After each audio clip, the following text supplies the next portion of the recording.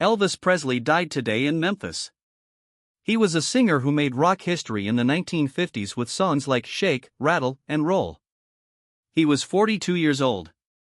It was a quiet return of a long-buried choice. For many years, Elvis Presley's grave was seen as holy, invincible, and final. Fans thought the story was over when the body was dropped into the ground and everyone said goodbye. But new records show that years later, officials quietly questioned whether that decision was final. Discussions within the company point to a troubling thought: opening Elvis's coffin again after he was buried. Not for a ceremony, not for a memory, but to check. There was something wrong. Documentation caused worry. Things didn't line up the way they should have. And when doubts get too high, not even tales are safe from being looked into. People only dig graves up again when they think the truth above ground doesn't match the truth below. And once that line is passed, the question it brings up can't be taken back. Because if the government had to look again, it means the first story was never as strong as we were told. When there is no reason to, you don't touch a grave. There were quiet questions behind closed doors for years after Elvis Presley was buried. Not among fans, but among business people. There were small mistakes found in records that were meant to be final. Documents for the burial that didn't line up properly. Due dates that felt rushed. Medical findings that were based on assumptions made many years ago. All of it wasn't very interesting by itself, but when put together, it made some people feel uncomfortable. These worries did not come from people who believe in conspiracies. They came from regular checks, legal cross-checks, and audits of old records, all of which require exact matching of details. Some didn't do it in this case. What made things more delicate was the people who were involved. Elvis wasn't just a quiet person. A cultural treasure and a formal estate worth millions of dollars, he was known all over the world. It didn't matter how small the uncertainty was, it had huge effects. On the inside, people were wondering about the name verification steps that were taken at the time of the burial and whether standards that are required today were not followed as strictly as they should have been because of time constraints, public opinion, and pressure. Reports say that officials talked about whether the questions were strong enough to warrant action. It would be crazy to open a box again. It could lead to public outrage, legal trouble, and damage to a reputation that would last forever. But there was a risk in ignoring the contradictions. Because everything could fall apart if even one important detail was wrong. Then the question changed from should we look, to can we afford not to look? As soon as that choice was made, the issue stopped being hypothetical because the next step needed something much more important. To keep something secret that was never meant to be seen by the public. And there was no going back once that request was written. It was never meant for the request to come up. It didn't come from the press or public meetings. It moved slowly through communications that were kept secret and conversations that were limited. When people in charge started talking about opening Elvis Presley's body again, they knew what was at stake. There was no way that leaks could hurt this probe. Any sign that it got out to the public would cause fear, rumors, and damage that could not be fixed. That's why the wording was careful, firm, and almost cold. Instead of using strong language, internal notes talked about verification processes and archival consistency. But it was clear what it meant. Someone wanted to make sure that what had been buried decades before was the same as what was written in the official record. Reports say that the request went through several levels of review. Lawyers gave their opinions.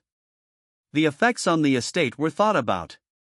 Concerns about preservation were brought up. Every step was made to keep people as safe as possible. This wasn't just for fun. Managing risks was what it was. One paper talked about the need to settle outstanding disagreements without causing any problems for the public. That one line showed what the real reason was. It wasn't finding that was important. Containment was the word. The government wasn't looking for a new story. They wanted to protect the one that was already there. The most disturbing thing wasn't that the request was there. It was taken very seriously. It would never be suggested to reopen a grave this big unless someone thought the doubt was strong enough to justify upsetting a grave that millions of people thought was untouchable. When the request got to that point, another question came up. What exactly in the records caused such a strong reaction? Due to the fact that paperwork does not alone push institutions this far. It was clear that something was wrong. What is real enough to make being quiet more dangerous than acting? That directly leads to what the government found when they looked at the records again. There were facts in those files that should not have been at odds with each other, but they were. Paperwork is supposed to clear up any confusion. It made it in this case. When officials looked again at the old records about Elvis Presley's funeral, they were expecting to find proof. Instead, they found mistakes that shouldn't have been there in a case this important. A lot of secondary verification went into identification papers. In some medical confirmations, older records were used instead of the original exams. Timelines were sped up in ways that made it seem like speed was more important than accuracy. Even signatures caused some worry, which was reasonable but not in line with how things are usually done today. These problems did not prove anything wrong on their own. But when put together, they made a scary picture. A funeral that was done under a lot of stress. There was public sadness, media chaos, and a need for closure that may have gone against the rules. Internal reviewers were not sure if all safety measures were taken as seriously as the records suggested. One note allegedly marked the language as visually confirmed without any biometric evidence to back it up. Another person talked about relying on witnesses who were mentally unstable at the time. These were not charges. There were questions about the details. The kind that don't matter unless you're totally in charge of them. And when it comes to big cases, certainty is key. The government knew what this meant. If the records couldn't separately prove the person's identity and condition beyond a reasonable doubt, then the story was based on trust instead of proof. That's fine for most burials, but not for one that has been the subject of decades of debate, legal weight, and cultural significance. The question changed again at that point. It wasn't "is there a problem?" It was "can this uncertainty remain unresolved?" Because once a doubt is written down, it doesn't go away, it grows. And the only way to get rid of it for good would be to look inside the casket, which was something no one wanted to do. Whatever happened, the outcome would have effects that could not be undone by writing it down. It wasn't announced. There were no cameras, reporters, or other people who weren't needed there. When things got going, they were described as formal, not symbolic. This wasn't a tribute to Elvis Presley, it was a confirmation. Every step was meant to be quiet, limited, and controlled. Only essential staff were allowed in. There were no cameras, reporters, or other people who weren't needed there. Records show that the operation was more focused on finding verification markers than discovery markers. These were things like condition, placement, and identifiers that could answer questions raised by the paperwork. Observations were carefully written down using neutral language to avoid interpretation. The focus was on recording facts, not drawing conclusions. But tension can be seen even in the carefully worded notes. Some details were marked for further internal review, others were referenced without going into detail, and most shockingly, the findings were never made public. Not partly, later, or quietly, they were sealed. That decision spoke louder than any statement. If nothing strange had been found, letting everyone know would have stopped the rumors.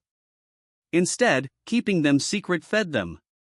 Officials said they had to do this to protect the public's privacy and the history of the documents, but critics later said that keeping them secret only proved one thing: whatever had been seen made the story more complicated. The reopening didn't end the case, it just raised more questions that couldn't be answered in public. When the casket was closed again, the focus shifted from verification to containment, from facts to consequences, because now there were people who knew something that the public didn't. And history shows that when information is withheld at this level, it's usually not just to keep the peace. The decision to seal the findings wasn't made automatically. It was carefully and extensively discussed. Officials knew that whatever had been seen during the reopening had a lot more weight than a normal verification. It wasn't just about a body, it was also about what would happen if people found out that Elvis Presley's grave had been disturbed. Usually, the fastest way to end speculation is to release the findings, confirm the records, and shut the door. But that didn't happen here. Instead, classification was increased, and language in the documents points to concerns called public risk and legacy impact. Those words are important because they show that officials weren't worried about panic in the streets. They were worried about trust in institutions, trust in records that had been thought to be final for decades, and trust in the idea that some stories are over for good. An internal note reportedly warned that releasing the findings could make the story unstable in a way that couldn't be fixed. That line alone explains the silence. If the findings found even small problems, nothing illegal or shocking, they would still bring up questions that could never be fully answered.